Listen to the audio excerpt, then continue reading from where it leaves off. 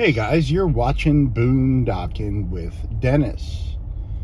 Rockport, Texas, South Mathis Street, just south of Loop 70. It is 82 degrees and sunny. There's a nice breeze going. See that big blue house over there? Just to the right of the palmetto? That's the big house on Shell Ridge Road, where I've been making videos from. Bet you didn't know that. Got some gorgeous wildflowers growing right there. Bumpity road. Bump, bump, bumpity bump. A little bit louder and a little bit worse. Man, I just had a really good taco. My buddy Greg and I were out for a drive, and we wound up over in Ingleside. And I said, there's this Mexican drive-through place called Taco Street. They open at 4 a.m. because of the shift workers over there in Kiewit and Ingleside. And man, I don't even remember the name of the taco we got. Greg ordered it, and I said, that sounds good. Give me one of those. Here's a life hack that you might not know. Whenever going to a Mexican restaurant, bring a Mexican with you. They know what's good. And it was like shredded steak, shredded beef, and had pico de gallo and some other good stuff in there. And man, it was just so good. They didn't have the homemade tortillas like that other place I like, but it was real good, and it was like $3. And even better, Greg bought us lunch since I was driving using my gas money. Greg bought us lunch, and Greg always offers to buy us lunch, so that was fun to spend a few hours with Greg. And I got a little bit of filming done, but just wanted to hang out with Greg a little bit. I hadn't done a ride and look around. Greg hasn't been over to Port Aransas in a while, so I think the next time we go for a ride, we'll go over to Port Aransas.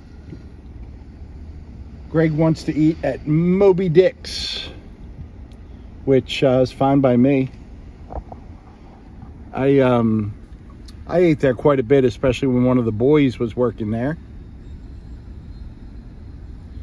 And that's where I first met a very special young lady in my life, so that was good. Memories flooding back now. Memories from the corners of my mind. Goulet. That looks like they started to build something there and then gave up on it, doesn't it? The posts. We better get over there and check that out. That is called Pier and Beam Construction. These houses here, Pier and Beam, B-E-A-M, not Bean like Mr. Bean. Pier and Beam. I don't know if this road goes out anywhere or if there's a dead-end street. This house is under contract that they're working on. We could fit through here, right? Sure. Test my driving skills. Anyone want a cup of coffee? Woo! Nope, dead end street. We'll have to test my driving skills twice when we turn around up here. I'll back up a little bit. I saw something cool. Sorry. Am I whipping the camera around again? I'll whip my camera back and forth. Look at that. There's an old house platform there. And they got a boat and a trailer. I wouldn't be surprised if someone's living in that trailer. 4:20 into the video. If you got them, smoke them. Huh. What's back here? Just another trailer. Look at the beautiful wildflowers. And they got trees to give them a little shade. Got a little swampy area there. That's pretty good. Look at these beautiful wildflowers here. That's my mirror, in case you guys never have seen a mirror before in a truck.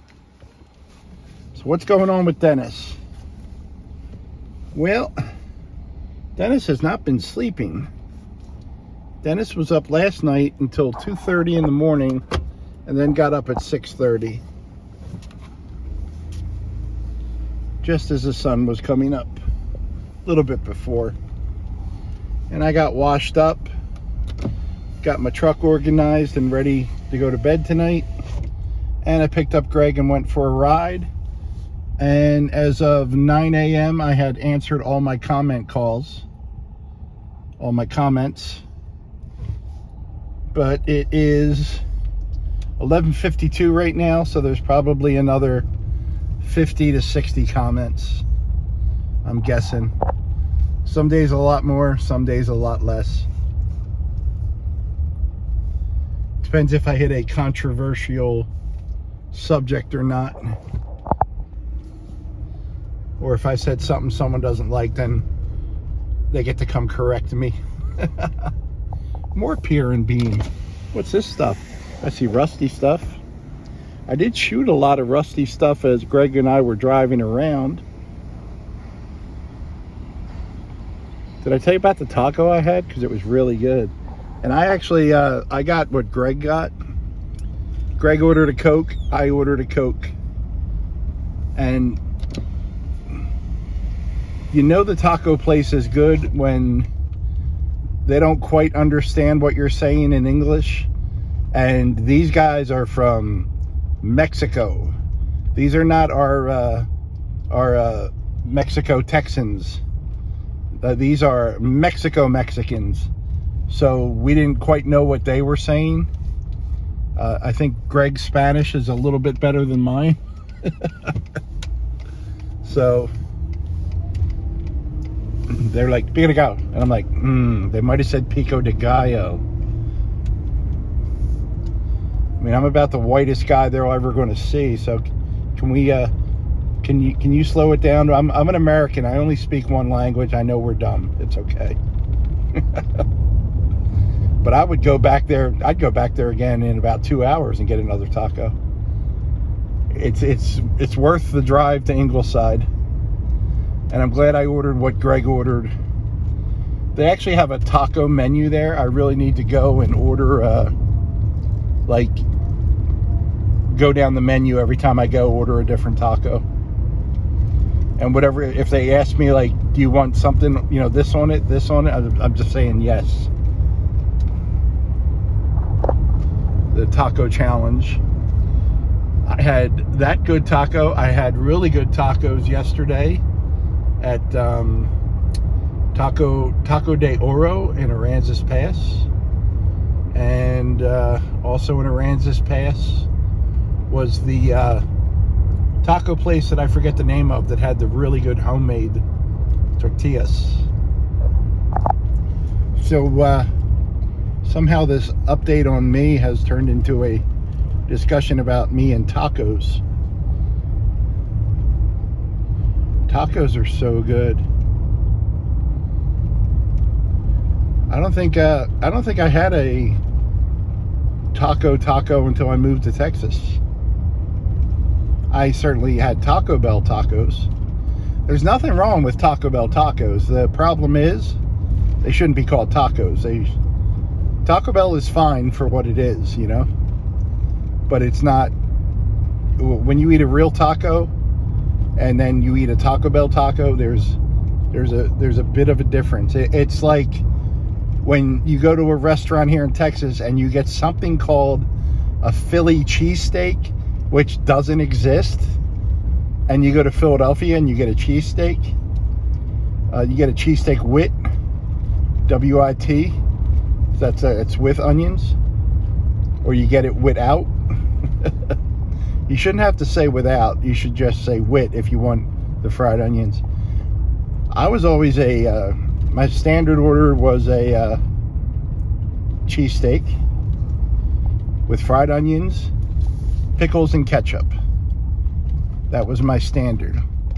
If I was eating like more than one cheesesteak in a week, you might want to mix it up. You might want to get a mushroom cheesesteak or a pizza cheesesteak. I was never a fan of the cheesesteak hoagie, which is like lettuce, tomato, raw onion with cheesesteak on top. Not a fan. Don't need that in my life. You don't put mayonnaise on a cheesesteak, although some people do. Human beings don't do that. And what you definitely don't do, ever, ever, ever, is put green peppers in your cheesesteak. That's how you know when you're not in an area that doesn't know how to make cheesesteaks. When, number one, you see the sign that says Philly cheesesteak, so you know that's bullshit right there, right? I'm getting worked up about cheesesteaks. I should go back to tacos. And then if there's a green pepper in it anywhere, you should immediately walk out. They don't know what they're doing. They don't know what they're doing. That's like if I ate a hot dog in Philadelphia and called it Texas barbecue. Okay, calm down. Calm down. It's good.